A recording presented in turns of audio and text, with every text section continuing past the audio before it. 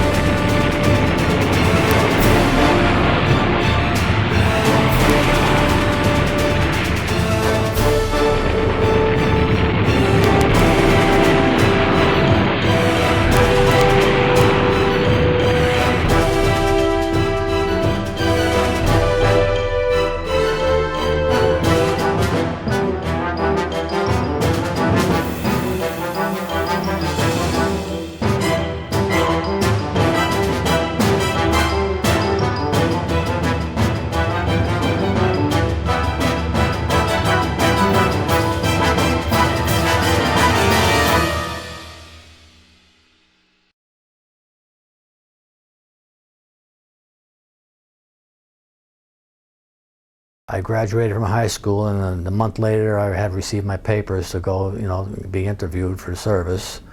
And I did go up to Fort Devens in Massachusetts for my induction. And they asked me, questionnaires asked me what I wanted to do in the service, and I volunteered. I said I'd like to be in the medical corps or in the infantry.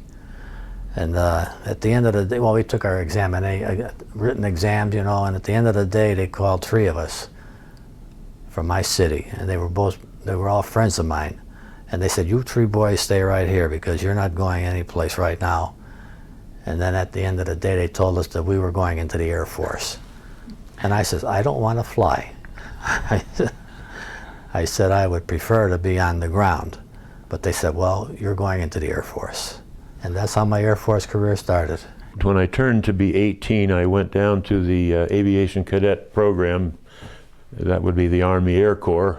I went downtown to San Francisco to some location and asked if I could get to be in the program. And a little comical side here was when I walked into this room, I was about 6'4", 5", I would presume at that time, and the limit for being accepted into the Aviation cadet program was 6'4" in height. So this little sergeant came up to me and he said, "Well, the first thing we got to do to you is measure you." So he took me over to the scales, and I've told this story many times, but he slapped the measurer down on top of my head. He says, "Now slump down." So they measured me at exactly 6'4", So an inch disappeared? Yeah, I think an inch at least disappeared, and then I continued to grow too after that. But had you ever been in an airplane? Never. What was the attraction of the Army Air Corps then? I don't know. I guess glamour. They used to call us the Hollywood Air Force. Clark Gable was in there. Not that affected us at all. It's just flying. None of us had ever been in an airplane. In fact, the first time I was in there, it was at an AT-6 where we had to stand up in the back with 300 rounds of ammunition strapped to the floor. That was all of us, our first airplane ride in Las Vegas. Do you remember what that felt like, what your impressions were? Well, it's a brand new world.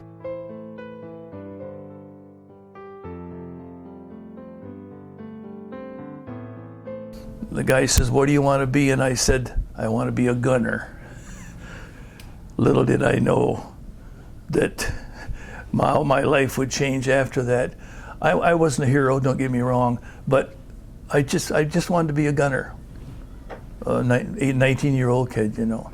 How is it you became a ball turret gunner and say not a waist gunner or a tail gunner? How did you end up in the ball?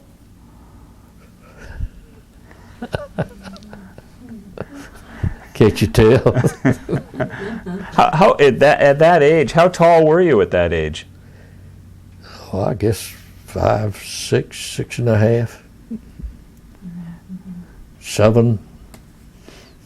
So the shorter guys got into the ball. Most always.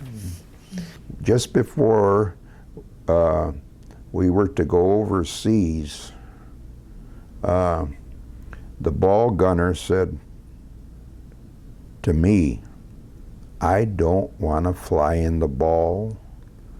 I'm afraid of the ball." I says, "You're afraid? You're going through all this training and you're afraid?" I just said to my pilot, "Dusty, you have a problem. The ball gunner don't want to fly in the ball." He thought nothing of it. They put a notice on the bulletin board asking for volunteers, and we got a replacement, and I don't know what happened to the other guy that refused to fly in the ball, but Who was the replacement? Norman Coates. One of the crews, their ball turret gunner, he was already scared to death to fly in the ball. And when he was out over the Gulf of Mexico, the door fell off because the door was always on the outside when the guns were horizontal. And he wouldn't get back in the ball again, so they were going to ship him off to the infantry, I guess. And I heard the pilot and co-pilot talking. He said, "We've got problems here." He said, "We're ready to go overseas and we don't have a ball turret gunner." And I heard them talking about this. I said, "Well, I'll go over with you." That's the reason 18-year-olds fight wars, you know. I was going to say, why did you do that? I don't know. I guess I was just eager, you know.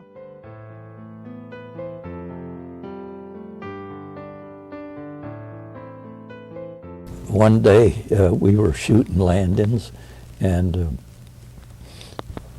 going around, touching and going, and we landed, and he got out of the airplane and said, "Take her around by yourself." And so I think 4 or 5 or 6 times that I shot landings, and I was the happiest guy in the world. Here I didn't even have a driver's license, and I just soloed an airplane. One of the things we claim, we were probably the youngest crew that ever flew a completed tour. The old man was 23 years old. That was the engineer. Co-pilot was 21. I had 2 19-year-olds, and the rest of us were 20. And the name of our airplane was the Baby Buggy. Did you have for lack of a better term, a command style? I mean, every pilot was different in the way they related with their crew. How did you relate with the crew? Was it all yes sir, no sir kind of thing, or? Pretty much. I was friends with them, but when we got in the air, it was all business. And they all knew that and did it. So you didn't let your age get in the way or anything like that? Never even thought about it. I guess I didn't realize how young I was.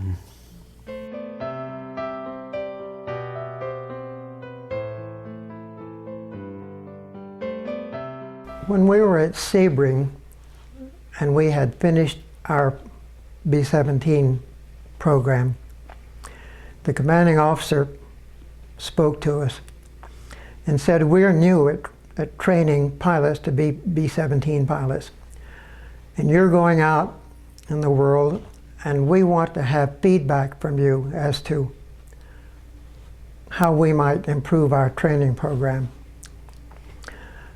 When I was at Blythe, I could see that we were doing many things differently than we were taught at Sebring, and some things that were better and some things that were not much better. I wrote him a 2 or 3 page single-space letter explaining what I had learned at Wright-Patterson and what I had learned at Blythe. He wrote back a most exciting letter appreciating what I had outlined to him. But anyway, 3 or 4 days after that, I was on orders creating the 390th Bomb Group. We were all new at combat. Mahler, or not Mahler, but Colonel Witten and Major Jeffrey and Major Hansel were getting the lowdown on formation flying, how it was done in combat. And they were having sessions with command and staff pilots on how this was all done. And then we became operational. Our losses were terrifying. After the 3rd or 4th, well, beginning with our 3rd mission, we lost almost half our crews in the first 30 days. And some of the other groups were losing even more than we. The planes at the time had a lot of shortcomings. We were flying the B-17Fs. They had a supercharger problem. They did not have electronic superchargers. They had these hydraulic ones that did not operate very well at altitude, so you had trouble flying formation with them. They didn't respond very quickly. We did not have flak suits. We had very simple oxygen masks. We didn't have heated flying suits. We didn't have nose turrets where we were very vulnerable. One of the more serious problems, if we lost an engine, we had no way of, if it was due to loss of oil pressure, we had no way of feathering the prop. We lost a lot of crews because of that. Most of these things that I've mentioned were corrected later. Was it disheartening during this? This sounds like a tough period. Well, there were a lot of reasons we were shot down. The German flak gunners were good. And our big losses, of course, after the 3rd mission or so, were because we didn't have fighter cover. And the Germans could put up 300 or 400 fighters, and they were just more than we could cope with. How many missions did you end up flying? I flew 44. When most of the command and staff pilots finished their 25 missions, they could go home too. So they started going home, and we had to find replacements. I had no reason to go home. These other chaps were all married. You see, they were older, they were all married. I wasn't. No reason for me to go back. And I was only flying twice a month anyway. And I was in the lead plane, and the fellow in the lead plane has control of his destiny to some extent. I was on one mission where the weather was very bad. Our group had trouble getting off and assembling. We went to the target. The weather was poor. Couldn't see the target. We had an alternate target. The lead group did not see the target, and the colonel leading that group told his people to do a 360 to try to find the target again. I did not follow him. The other group commander did not follow him. We had a rule that said never do a 360 over a target. And this was something that was ironclad, because it takes about 15 minutes to make a circle, and I knew we didn't have good fighter support. I had the problem, what is the standard operating procedure in a case like this? Do you follow this guy who's a wing leader, or you do what you're supposed to do and go to the alternate target, which we did, and went back. He lost over half his planes, and he went down himself. We got back without any problem.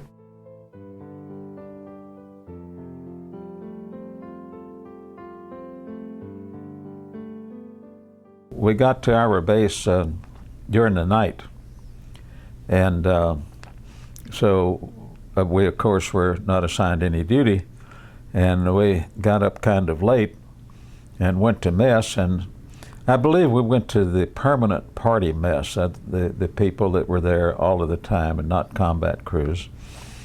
And there was just one other officer in the officers' mess eating, and he was reading a paper. And there was the thickest fog I believe I ever saw. And I heard this airplane flying over, sputtering, not sputtering, but making a little unique sound. And I thought I would make a smart aleck remark to this guy reading the paper. Said, "Hey, do they expect us to fly in weather like this?" And he dropped his paper down a little bit and looked at me and says, "That's a buzz bomb."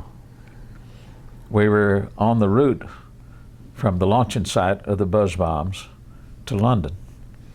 And of course, I did not know what it was, but it was not a smart aleck remark either. That and it's just routine to the guy that's reading the paper. We noticed there's some slit trench outside of the building when we went to bed. It seemed in the middle of the night, it wasn't as early morning. A plane crashed on takeoff, and that woke us all up, and then some of the bombs started to explode, and we didn't know what kind of attack we're under. We didn't know whether to run out of the barracks, get in the slit trenches, stay there. We ended up staying in the barracks, but it was a scary welcome to England. So we got in the war rather early. Well, I think one of the most important things I remember when we first got to the base and we went into the barracks, or it was actually a Nissan hut, a rounded hut. A Quonset hut, yes. And the other crew was in there. 10 men slept in that hut, and we had one spare bed, and that comes into my story later on. But there were only 5 guys there, so the other crew had either been shot down or had left and gone home. And it was about 10 o'clock at night, and all the guys were in bed. The 5 guys were in bed because they were flying the next day. And we looked, you could pick out any bunk you wanted. I picked out this upper bunk over a guy from Liberty Corners, New Jersey, and he was the tail gunner on the other crew. And as I was getting into bed, excuse me. It's all right. I asked him what it was like. And he said, "You'll find out." So that was my baptism.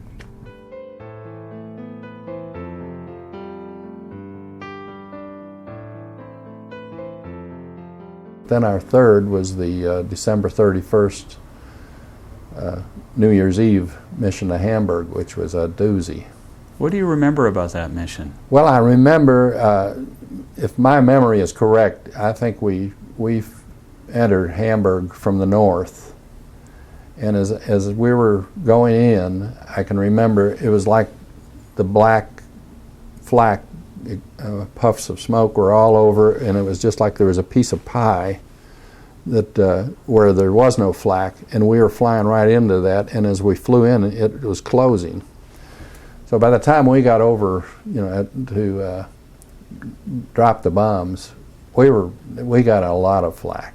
It was serious business. And I was looking up at about 1 o'clock high, and this plane took a direct hit, and it was coming right down toward us. And I hit my pilot, just gave him a jam on his arm, and he just pulled back on the stick. And I know it was just a matter of feet that we missed that plane. I have no way of knowing just exactly, but it was close, and it was scary. A shot came through right in front of the pilot on the left side of the airplane, and it must have been a large piece of metal from the exploding shell, but it took off the top of our throttle handles, and I don't know whether you know what they look like or not, and it went right out next to my right shoulder and hit me, and it hit me with such force. I think not only the shell part, but the top of the throttle handles must have been involved too, but it just knocked me out. And I came through, I think I came to for a brief moment, and I recognized the outstanding thing about that was this noise. All of a sudden we got a hole in the front of the airplane and a hole over here, and a just roar of sound, you know, with the engines outside and the passage of air and so forth. But I was conscious for a few seconds, long enough to recognize that my oxygen mask was disconnected, and God knows how I ever discovered that, but I came to and plugged me in again and passed out again, and then came to a little later. I don't know how long, 15, 20 minutes, I don't know. You always went into flak, sometimes more than others, but the 88 millimeter that the Germans had, I don't care what elevation you flew at, you see these black puffs of smoke. And that was an 88 millimeter. No matter what your altitude was, that stuff would be busting at your altitude. And you look out there, you see all these black puffs pop up. And you're just praying to the good Lord that one of those is not going to bust right underneath you or something, you know. And I always said,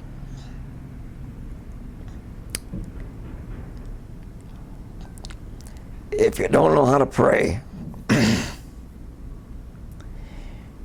you'd sure learn awful fast.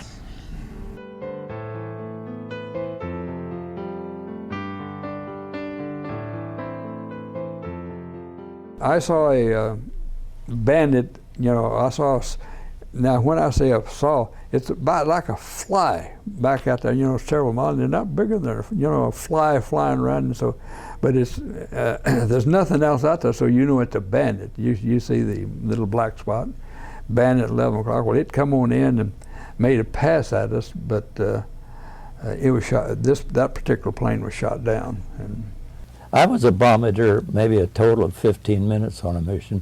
The rest of the time, I was the nose gunner. And I don't know of any other bombardier that had been to gunnery school, but we all were up there manning a machine gun and had no training in it. But at that position, you didn't have to be a skeet shooter and know how far, a duck hunter, how to lead the thing. They were coming straight at me. And it was no skill there. I think it was just who fired first. There were about 6 groups behind us, and we were the first ones over the target. And we had our escort, some 4 P-47s flying above us, and on the bomb run, they suddenly dropped their disposable tanks and headed back. And evidently someone told there was German fighters playing it.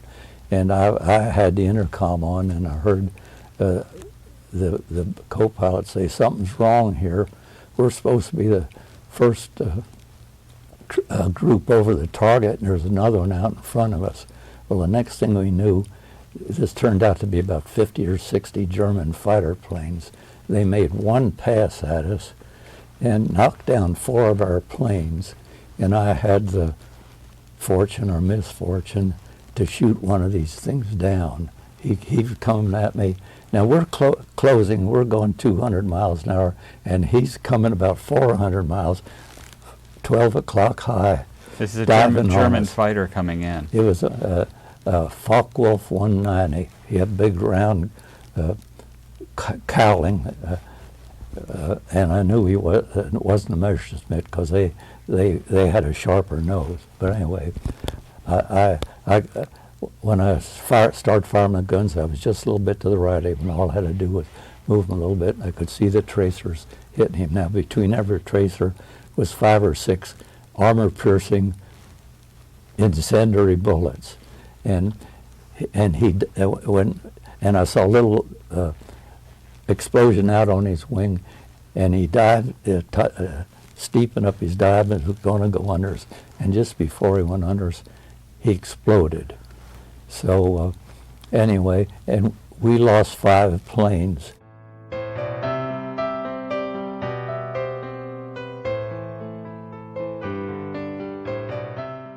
I feel so bad about this.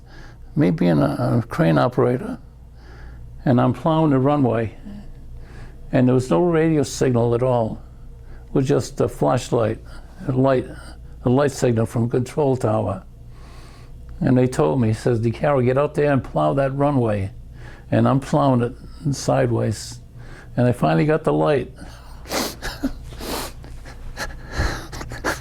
Oh my God, I can't believe it. This is the part that gets me. This is my nightmare. This is my nightmare. I pulled my trailer, my tractor, off the highway, off the runway, and this plane came in. Oh my God! The name of the plane was Lucky Strike. And no sooner it came down, his right landing gear let go. You know, and the pilot, he didn't land. He tried to bring the plane back up again. That's where it crashed. It crashed. They lost everyone on the board. It just blew up. This didn't happen at the end of the runway. Into the field beyond the runway. But that's my biggest nightmare, is to see that Lucky Strike. On our 26th mission, we were outbound to the coastal area. This is 2 days before D-Day, June the 4th, 1944. Pretty memorable day because we had a fire develop in the oxygen system behind the pilot, and they were cooked out of the pilot's seat and forced to bail out. So we all followed, and I was injured in the landing and wound up in the hospital for 6 weeks. So where were you when you had to bail out? Near Cambridge, England. And do you know, was it just an electrical fire, or was there some, do you know what caused the... Yeah, it was not an unusual situation. Other people had experienced the same thing. We got an oxygen leak, and there was a short in the top turret that caused it to ignite. And you know, an oxygen fire is just like a acetylene torch. And so, and this happened over England? It happened over England. Did everybody get out? No. Our top turret gunner had always said that he wouldn't bail out, and so he refused to leave the airplane, and then attempted to land it, dropped the bomb safely, and attempted to land, but it's obvious from the accident reports that he allowed the airplane to stall out and crash. What you started to describe what your experience was. You said you were injured as a result of bailing out? Yeah, I was. I had a severe hip injury, and they put me in a cast from my chin to my knees for 6 weeks before they put me back on flying status. By the way, do you remember which plane that was? What the name of it was? I'll Be Around. Ah. That's my only claim to fame. My airplane is in the museum.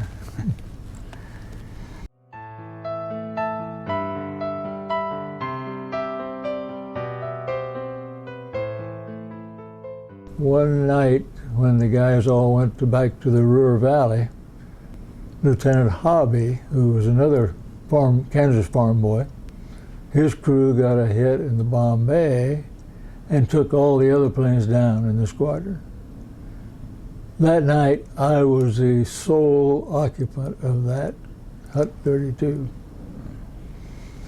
And you hadn't gone up. I hadn't flown yet. No. Yeah, because you were still in the recuperation period. Right.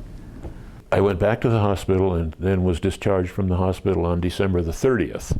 The next day was New Year's Eve day. And it was a cold, cold night. And I had just arrived back. My bed was still where it had been when I went off on that second mission. And I was with my friends Walt and the navigator, Eno Jarvie. And at 4 or 5 o'clock in the morning, in darkness, they woke those guys up to send them off on this next mission. And when it was, we used to go to bed at night and with a full pot-bellied stove, you know, with a big glowing coal or coke fire, and about 2 or 3 in the morning it would run out and we'd all freeze to death for the rest of the night. But when Walt left, he took all the blankets off of his bed and put them on top of me. And that was the last time I ever saw him. That was, and you weren't on that mission because you were still physically recuperating. Yep, DNIF, duty not involving flying, for another 10 days. Do you know what happened? They were shot down. Did any of them survive? Yes, 4 were killed, pilot, co-pilot, and I suppose the front end guys.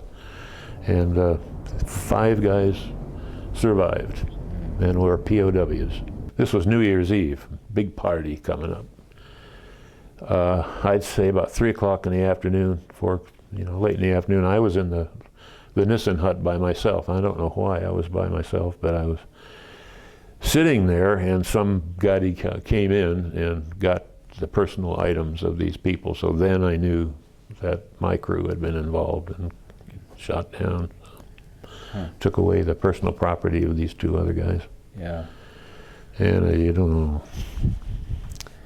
Was either at the time or when, as you look back on it now, and you look at that huge piece of shrapnel that's coming through the airplane, it injures you, but it could have been worse, kind of thing. You were not on that mission that went down, that the co-pilot was killed. Is there any sense you have in looking back, a feeling of fate, or that somehow, decidedly. Yeah. Decidedly. I don't know how I got picked for a role of luck. I mentioned 8 crews came on the base on the same day when we were distributed to Framingham. My belief is that all 8 of those crews were shot, or in some way not on the base anymore in full. There were a few scattered individuals like me. In other words, they were picking them off, one by one by one. We weren't suffering heavy losses during those missions, but they were just dropping around me. And here I am. The 12 officers that were in my hut, we'd only been there about 2 weeks, and we had flown a practice mission and an orientation mission, our crew and other crews. They were trying to get us familiar with the area so we could find our base when we got back, and then the practice formation.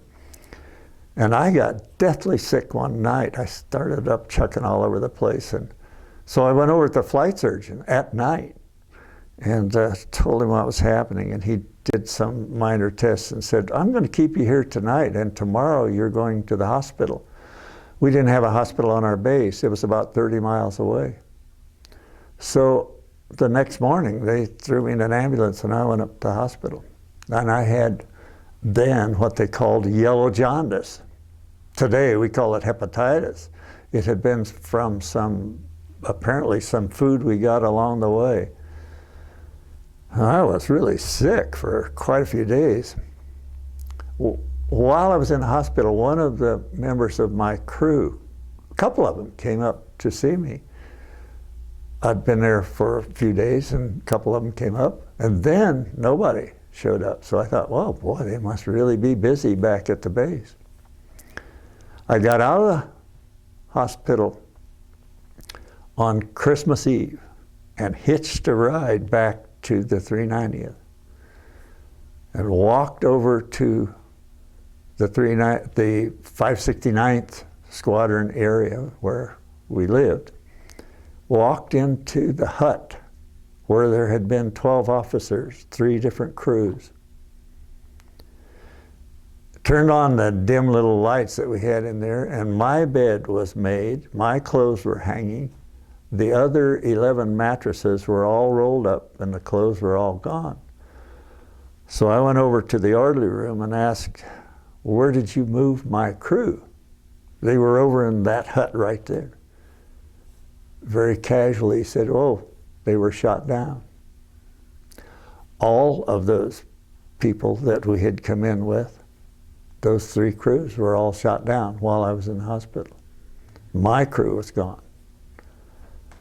We hadn't even flown a combat mission together. It was a terrible shock that night when I found they were gone. In fact, I was sent over to the hut right beside the orderly room where Major Pennebaker lived. He was our squadron operations officer. And he told me about the shoot down. And he saw me turn pale, and he said, I don't want you to go back to that hut tonight. You stay here. And so I did, very gladly. And he gave me a big hooker of bourbon, which helped the situation that night. But it was tough.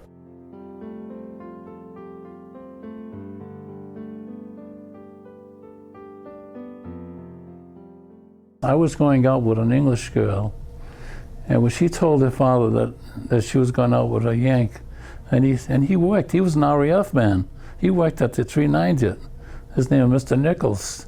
He said, "Oh no, you're not going to bring an American, a Yank, to my house, you know." But he got to know me, and we got to be very good friends. So this one particular night, we went to a little town outside of the air base, and you just had a shanty. It's not a drink, and we took the shortcut to get back to where she lived. You know what happened there? There was an air raid that night.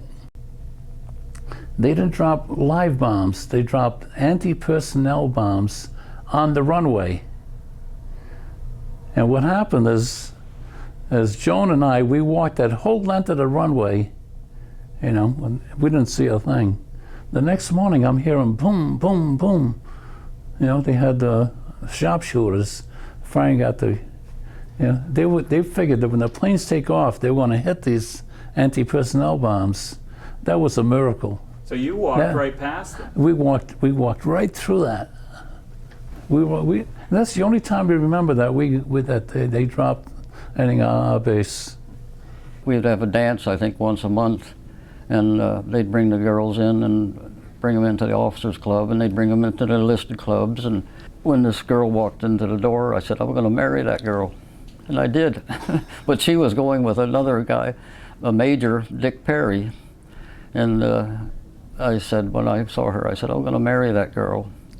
And things turned out, he went back to the States on R&R, and I got acquainted with her while he was gone, and we got together, and I proposed to her, and she accepted. And we were married 60 years in December of last year. I'm curious, what was inside of you to make that snap decision that you knew? I don't know, it was just one of those things. Just an instinctive kind of thing, you knew. Yeah. And I had gone home, and I told my auntie, I said, you know, auntie, I said, because I'd always ask her, I said, how do you know when you're really in love with somebody? Because I'd have crushes on people, you know, and yet I knew it wasn't real love. And I went home and told her about meeting Paul, and I said, oh, I said, I had just a wonderful feeling about him. I said, I think that's the man, he and I are going to get married. And I just had that feeling. But I didn't tell him, I told my auntie that. And she said, well, that's the way it goes.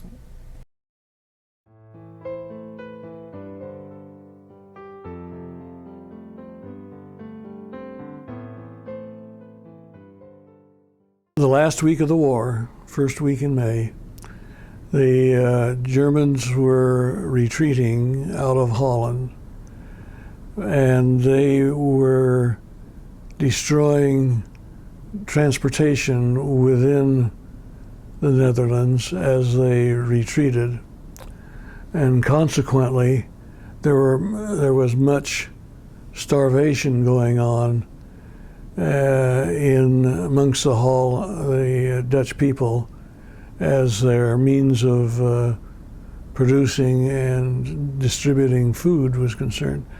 So what they did was to build some wooden platforms to fit in our bomb bays, and then we just loaded food on them and flew over at a low altitude and just dropped them.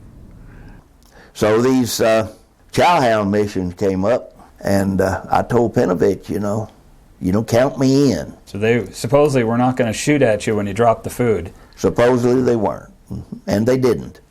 But you could see what would have been the equivalent of 37 millimeter pom-pom guns just about everywhere you looked. At 100, 110 feet, you really have a bird's eye view. A little apprehensive coming in, looking at all of this firepower. I mean, the old 17 just been that'd be a clay pigeon. But then after the first one, I don't think anyone really worried about it. The fascinating thing about it was watching this crowd gather from all directions. So you could see all those people from the airplane. Yeah. And the tulips, I'll never forget the tulips. Everywhere you look, just almost a mile of a beautiful garden. Would the food just drop out of the bomb bay? I mean, yeah, I dropped them just like they were bombed. Did you have a different feeling about these missions compared to the combat missions? Yeah, yes, sir. I really did. I felt like maybe we were doing something to help someone rather than kill a bunch of people. This one mission, the first mission, we dropped the food, and then so we kind of climb up a little bit. One man out there all alone, you know, by himself. So we get back. Radio operation is a little place by himself, and he has a door he opens right over the bomb bay. So I said, next time we'll take some of those 10-1 racks and keep about 6 of those boxes. And as we see these people alone out there, we'll throw it out through the bomb bay. So that's what we did this next mission. We'd see somebody alone, and as the bomb there, so I was sitting up there in front and said, "Get ready, Teddy." And I said, "Get ready, you ready, go." And you throw a box out.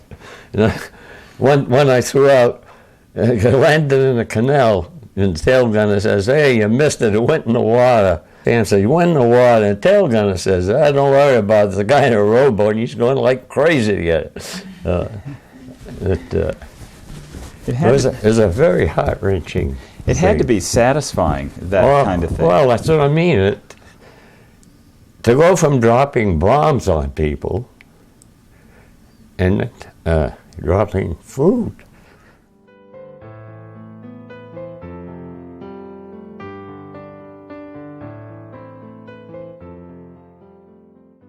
There are 20 in each plane. The problem there was we flew into Linz, Austria on a little fighter field.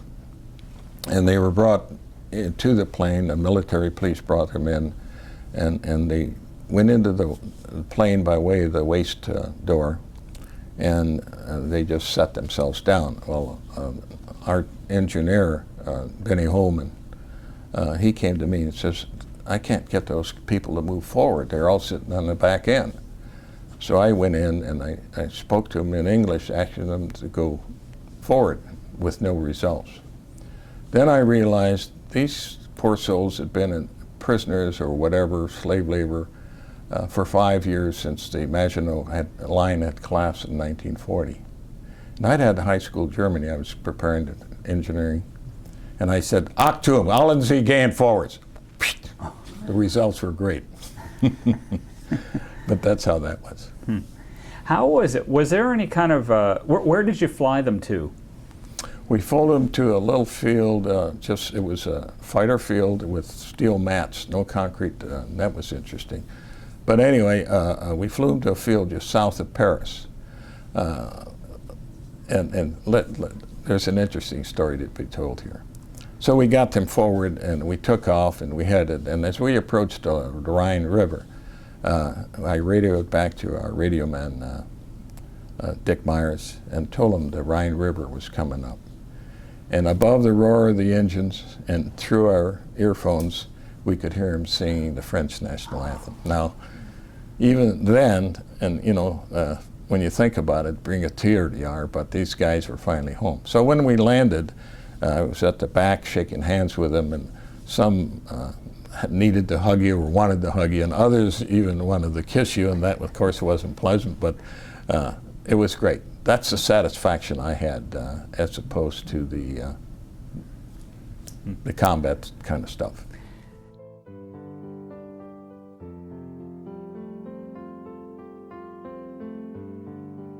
What was your occupation after the war? I worked in a ball bearing plant, like a machinist. It was a pretty good job. I did a good job. I worked for him a long time. I joined the fire department July 12th of 1950, and I spent 29 years in the fire department. So I stayed with the construction business then for 40 years. I went to work for the Federal Aviation Administration. This is a good decorating company.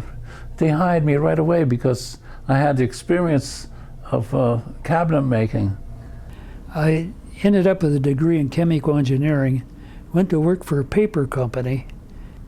I went to school and became an accountant. I went to work with my dad in a company called the Bristol Company. It was a manufacturing company. They manufactured weather instruments, and it was a family affair. My father was there, I was there, my brother was there, and when I got married, even my daughter came to work there finally. So it was a small plant, and it was very nice. Did you enjoy teaching? I did when I started out teaching when I was enlisted, you know, in 1941. I went through the airplane mechanics course at Chanute Field, Illinois, to learn to become an aircraft mechanic. But I was kept there as an instructor. You, of course, flew a lot of different kinds of aircraft. I mean, I've got B-17, B-29, B-50, B-47, B-52, KC-135. Right. I mean, did you have a favorite airplane when you look back on all those airplanes? Yeah, the KC-135. It had a very nice bathroom in it. Bathroom aside, which one was your favorite one to fly? The B-17. Oh, interesting. Yeah. In fact, I flew it about 2 years ago. You flew a B-17 2 years ago? Yeah. At the outfit at Oshkosh, Wisconsin, they have two B-17s. And we have a friend down where my daughter lives, who's a retired airline pilot, and he flies one of those B-17s around when they want to move it. So they called Bev and Biff and said, would George like to fly from Asheville, North Carolina, down to Greenville, South Carolina, where I started flying, you know, and they said, sure. So I met him in Asheville, so we got on board the airplane, I flew it, and he was the co-pilot, the instructor pilot, and threw all the switches and kept me out of trouble. But yeah, it was a good 45-minute flight down, but I got to fly the airplane again about 2 years ago. And did the skills, just like riding a bicycle, come back? Just like. I could fly it today, you know. And, you know, this is after 2 tapes, so sitting with you for hours, I still can't get where your confidence comes from. Most of us second guess ourselves on things. I mean, you know, but you seem to just be able to just move forward and do the job and have the confidence. Where did that come from? Man above. Yeah. Every day before a mission in England, before we take off, I'd go out, go through the routine and speak to the man above and ask to be brought back safely, and he complied with my requests, my wishes. Yeah. And so that was the way it went. What were some of your proudest moments? In the military? Yes. I think when I assumed command of the 8th Air Force. And at that time, General J.C. Meyer brought all of the former 8th Air Force commanders over, including General Kepner, General Doolittle, and all of the noted leaders, you know. they came over there and they were present for that change of command ceremony. So that was truly a highlight in my career for what I was concerned with, you know.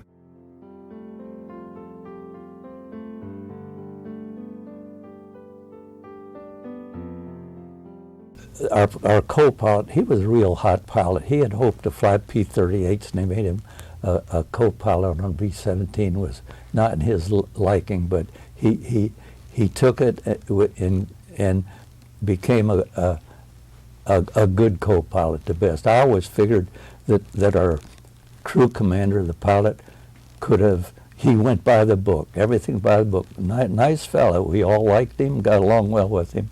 And I figured the co-pilot could have written the book. And so they made a good pair. And who was the co-pilot?